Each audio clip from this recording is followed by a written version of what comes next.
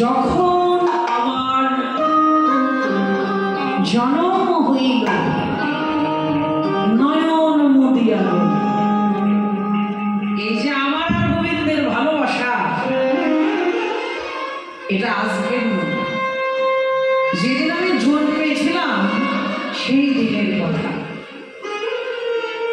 আমি জন্মেছিলাম জন্মন্ধা হয়ে, আমায় জন্মন্ধা দর্শন করে আমার মা কীর্তিদা সুন্দরী হাহাকার করে জগৎকে জানিয়ে দিচ্ছে, হে জগৎবাসী তোরা দেখে যা। এমনই আমার কপাল পোড়া ভাগ্য মন্দ, বিধাতার কৃপায় গর্ভে একটা সন্তান ধারণ করলাম, কিন্তু আমার সন্তানটা হলো জন্ম অন্ধা। সখিরে সারা রাজ্যে সারা পড়ে গেল, বৃষভানু রাজার একটা কন্যা সন্তান হয়েছে, কিন্তু দুঃখের বিষয় কন্যাটি হলো জন্ম অন্ধা। আমি রাজার কন্যা, রাজার মেয়ে, রাজ্যের দলে দলে লোক আসতে লাগলো আমাদের মন্দিরে আমাকে দর্শন করতে। শুধু কি আমাদের রাজ্যে আমার জন্ম কথা চলে গেল সেই ব্রজপুর পর্যন্ত, বৃন্দাবন পর্যন্ত। আমার জন্ম কথা শুনতে পেলে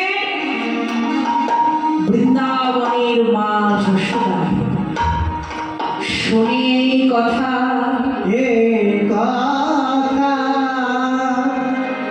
জননী যশোদা বধূরে লইয়া বলে আমায় দেখিতে আইলা তুমিতে সুতিকা মন্দির দ্বারে। সুতিকা মন্দির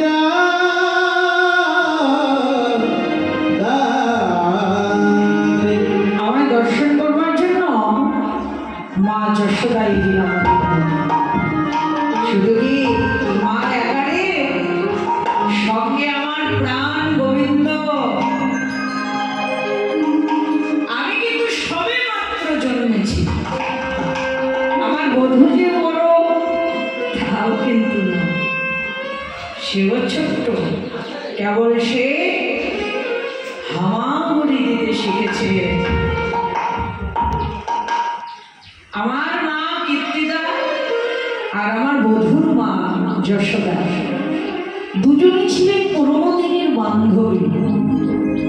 দুজন দুজনকে দেখে দুজন দুজনার খুব আনন্দিত হয়ে মা কীর্তিদা মা যশোদাকে মন্দির মাঝে নিয়ে গিয়ে বসালেন।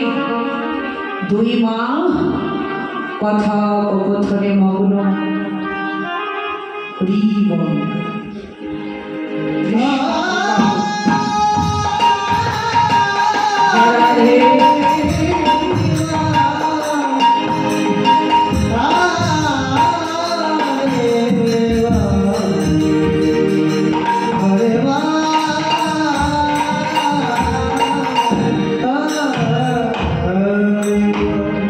বাবাজি গীতা গ্রন্থ দান করেছেন হরিনামের আসরে, সকলেই আপনারা আশীর্বাদ করবেন। যে বাসনাটি ভগবানের মুখানিসৃত বাণী গীতা গ্রন্থ দান করলেন, ভগবান যেন তার মনোবাঞ্ছা পূরণ করে দেন। অন্তিম মুহূর্তে গীতা গীতা গীতা বলে যেন শেষ নিঃশ্বাসটা সে ত্যাগ করতে পারে। বললেন মা কীর্তিদা মা যশোদাকে মন্দির মাঝে নিয়ে গিয়ে বসালেন। দুই মা যখন কথোপকথনে মগ্ন, ঠিক ওই ফাঁকে গোবিন্দ কি করলো জানিস? হামাগুড়ি দিয়ে আমার দোলনার পাশে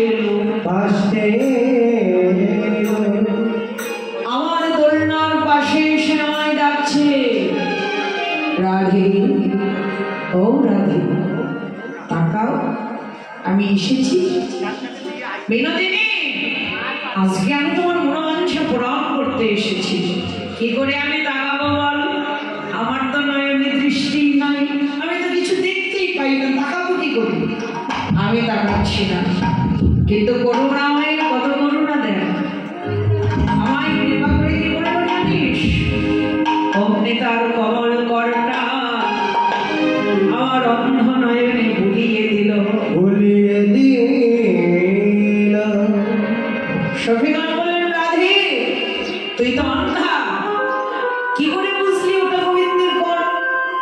ওটা তো গোবিন্দের কর না হয়ে অন্য কারো কর হতে পারে। রাধারানী কেঁদে কেঁদে বলতে লাগলেন, গায়ে দিতে